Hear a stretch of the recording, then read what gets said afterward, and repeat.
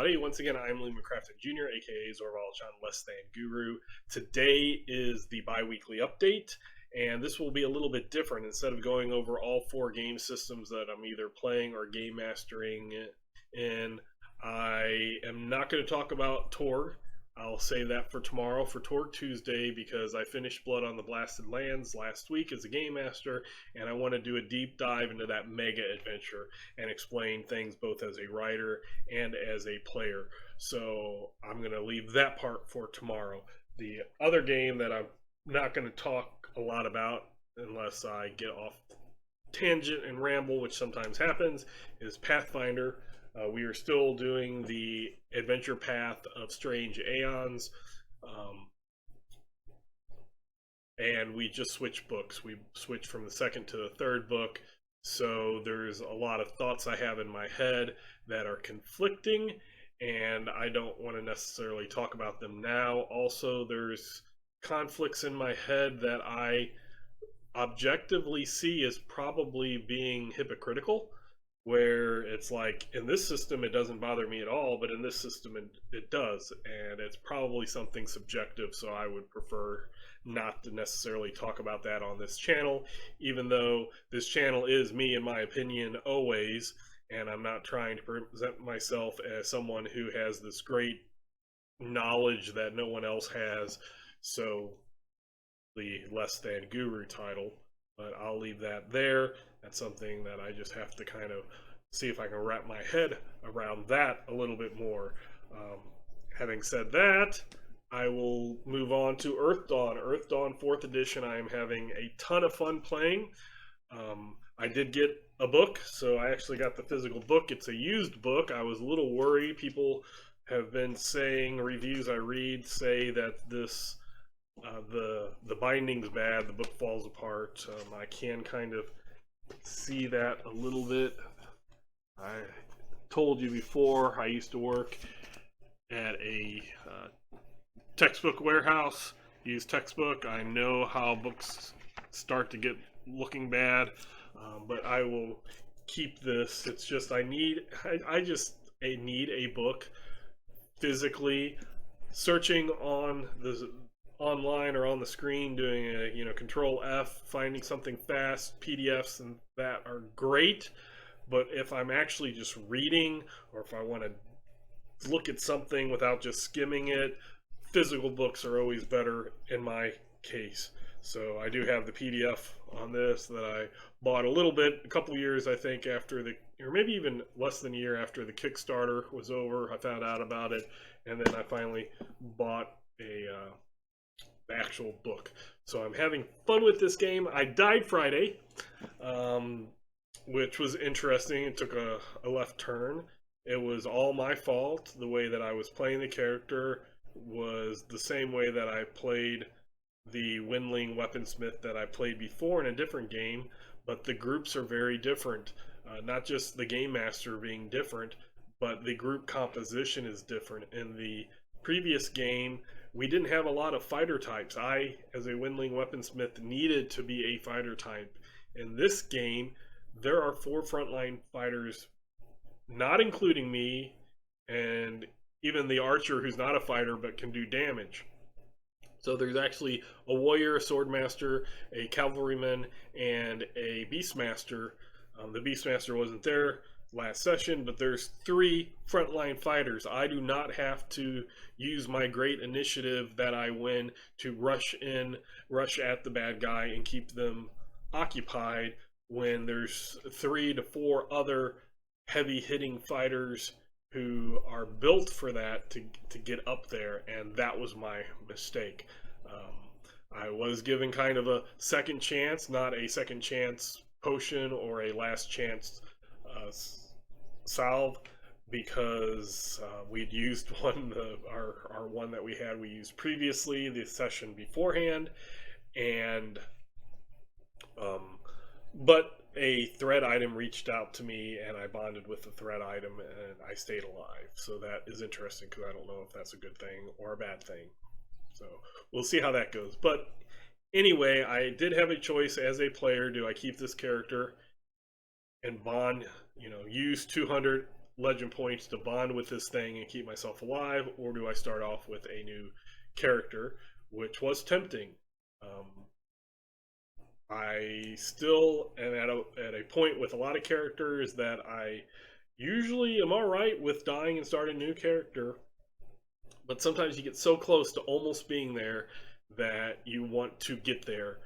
And then after that, if you survive, it's just bonus, but you kind of want to get there. Once you get there, if your character dies, then your character dies. So I'm just at that point. I want to get the 5th level Forge Armor, but if I die, at least in Earthdawn, I have backup thoughts in mind, so I can go either way. Do I want to die? No. But if I do, will I be terribly upset? No. But I did. I had a choice, so I came back.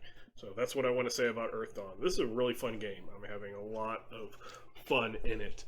The other surprise is this game that happened Sunday, my Palladium homebrew crazy system.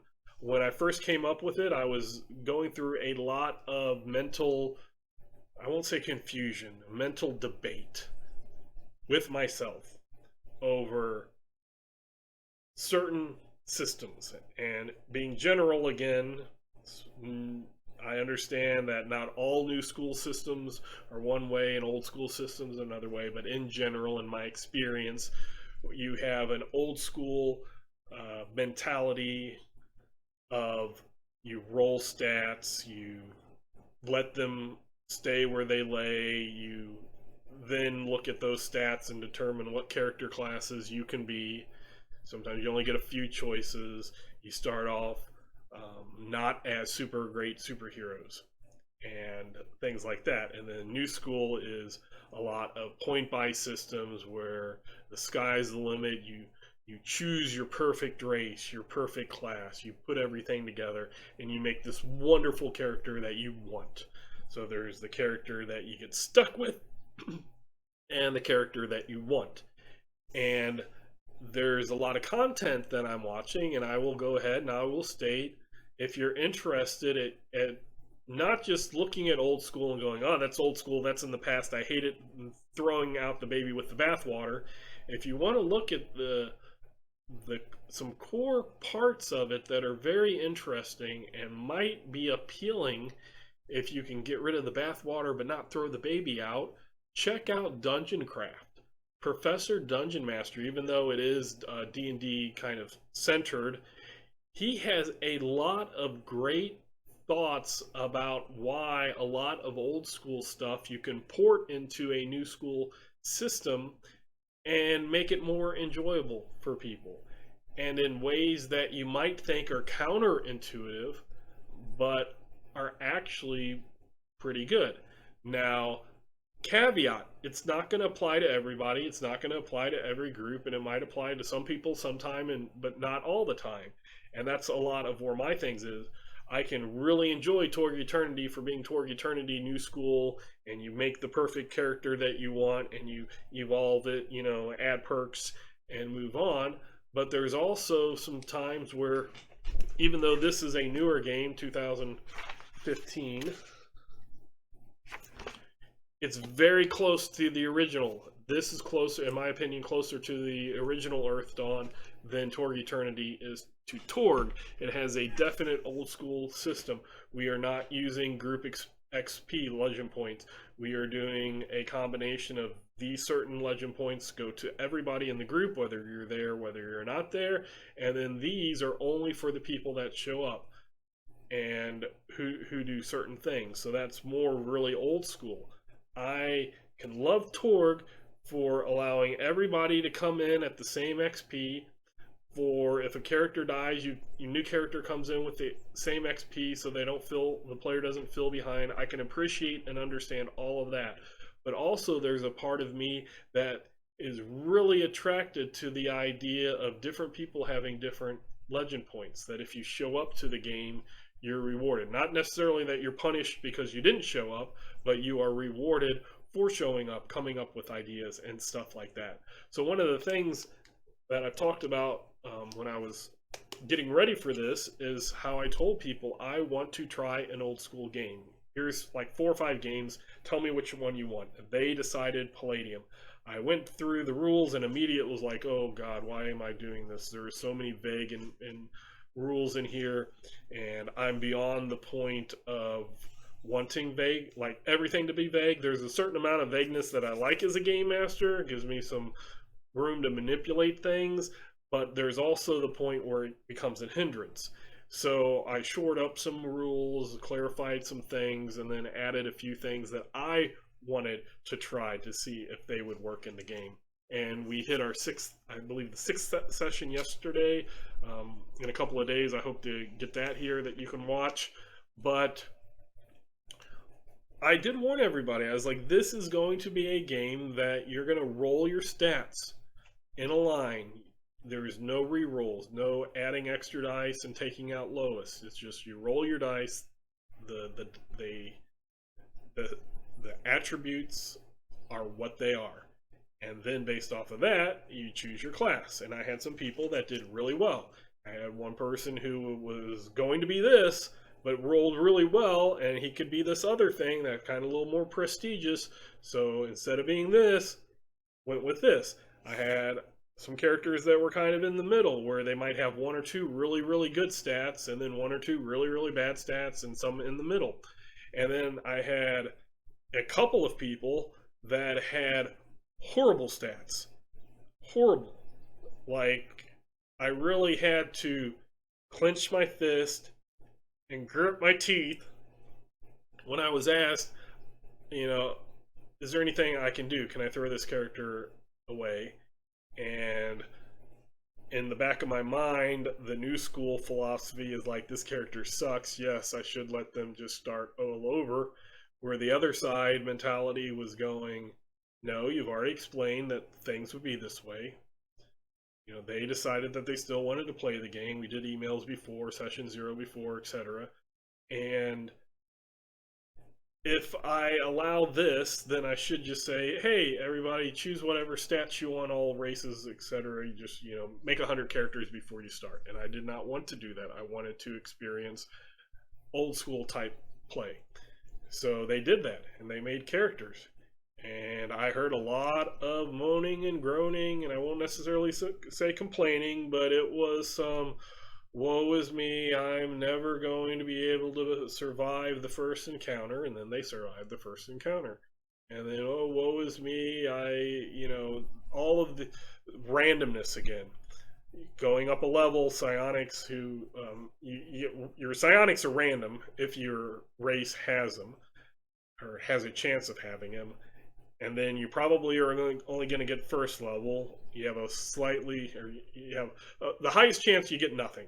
Then there is a smaller chance that you get all, or you get a random roll for each psionic power that for first level. So each one you roll and you have like a 60% chance. And then even a smaller section of those, you might get 1 through 3. And again, you have a 60% chance of everything. And then the tiniest population, you can go 1 through 10th level, 60% to get a.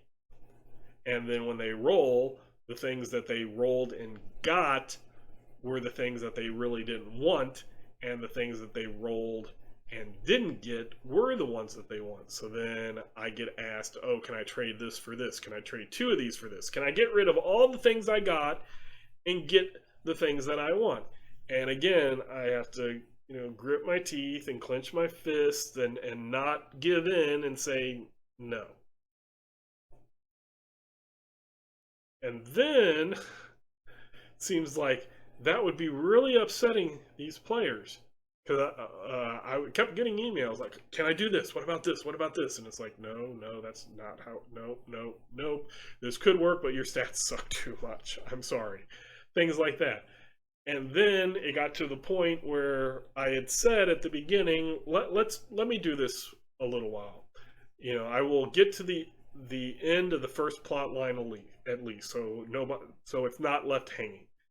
And then near that point, I will ask you, do you want to continue or do you want to do something else? So they are assaulting the Dwarven fortress that has been taken over by bandits, and that's their goal is to liberate this. So they started it, so I decided now would be a good time to ask so I can plan something in the future. And I basically sent out an email. I didn't say it face to face because sometimes you get a bunch of people together in a group and you're like, hey, what do you think about this? And one person pipes up and then everybody else is like, yes, yes, yes, when actually they're thinking, no, no, no. So I wanted people to be able to feel free to tell me. And I was very open about, I am, thank you. I've got out of this kind of what I wanted to get out of it. And now it's you. I am very happy to be able to give you something new if this is not something that you want to continue.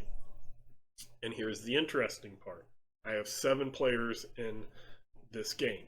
And kind of the 4 that had their characters kind of in the middle, they were mainly of apologetic of not necessarily paying as much attention to the game as they wanted to, and we're all like, if it would help other people, then I don't want to leave the group, but if it would help other people focus, I'll leave the group. And that kind of wasn't it. And I was not wanting that to, maybe the way I wrote the email or something was making it sound like that.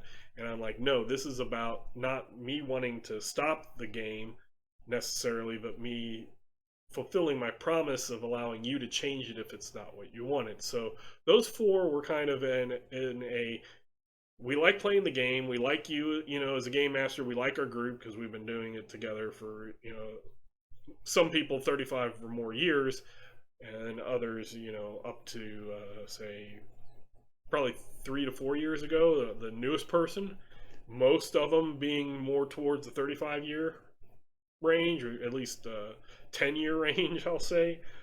But those 4 were kind of like, we would change another system, but this one's fine. Okay, so that's the 4 middle people. And here's where it was interesting and shocking. The one person who rolled the best, I guess you could say, and got the thing that they wanted, the good character class, was like not really enjoying the old school thing.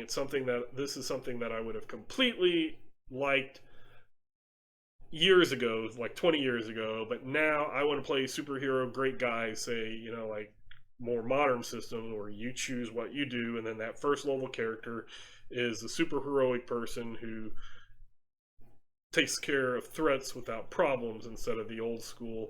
You can have a really big buff fighter, and it's not battle as sports, so he might go up against another.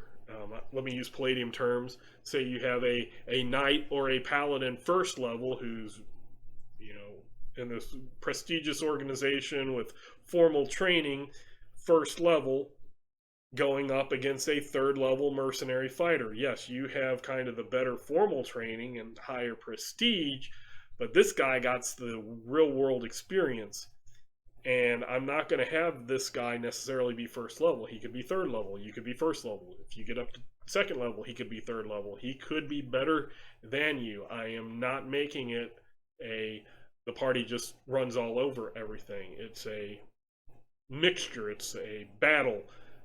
Sometimes they might beat you. Sometimes you might beat them. Deciding when to turn and run could be a thing. But that player who had like the best rolls, the choice that they wanted, is the one who was like, I'm not liking the system very much, and I would be willing to go to a new system. So, having said that, the 2 people who rolled very badly, who got sucky character classes, only had a couple that they could choose from because their rolls were so bad they did not meet the requirements. The one told me, hey, I like my character. I have been learning how to get by without being a combat person. I am finding ways to help the party in non-combat ways. I am needing to think outside of the box, and I am enjoying this character. I would like to continue playing this character. And this is the person who, with all the emails previous to that, have been how I won't say they were complaining as, oh, it's unfair, I don't like it. It was more of just like a, I can't believe I rolled a one. I can't believe that I got this power and I didn't get the power that I wanted. Could I trade all these powers for this one? That type of thing. That was the player who said, I like this character and I like this character because it's not the super powerful, I picked everything and made the character. It was the character that I was stuck with. It's kind of like it might not be the character you want, but it's the character you deserve or the character that you need if you want to go off of the Batman analogy. And the other player was very close, even coming to the fact that he said in the last 3 years that he's been gaming with this group, how to say, he's my oldest friend who's actually gamed with me, but there's times where different groups we've stopped and started and that, and this previous part with me with Torg Eternity has been about 3 years. So he said during that whole time he has never been invested in a character as much as he is in this old school character, for kind of the same reason, that not getting what you want, not just going in going, okay, I need, I want this and this and this and this and pick these. And if you're talking Torg, these perks, these stats, these items, now I got this perfect character that I'm in love with. But I rolled sucky. I got a sucky OCC. If I die, I'm not coming in with full XP. So I might not want to die. So let me see about keeping this character alive. And you could say a side effect, maybe even like Stockholm Syndrome, I don't know, is that they become more invested in the character. And again, I'm not saying that this is universal, that this is something that applies to everybody, but I'm saying this is something that just within the last week was brought up to me with my personal group. And it flipped what I thought. I thought the people that had the stats that they didn't like, the sucky stats, the sucky character class, having the opportunity, just a blank opportunity, not for me to say, oh, because you and you didn't like it, I'm going to change it, but just an open opportunity. Hey, people, this is old school game. I understand people don't like old school. If we want to do something else, I will be more than happy to game master. And the people with those characters were no. They said, no, we like these characters. We want to continue with this game. So, very interesting. So that's basically what I wanted to say for my bi-weekly update. I will, again, tomorrow do Torg Tuesday, Blood on the Blasted Land. If you like this and you like my content, go ahead and think about subscribing. Hit that little subscribe button. If you like it, give me a thumbs up. If you hate it and think I'm wrong, you can give me a thumbs down. Add some comments. I always read the comments. And until tomorrow, I will catch you later.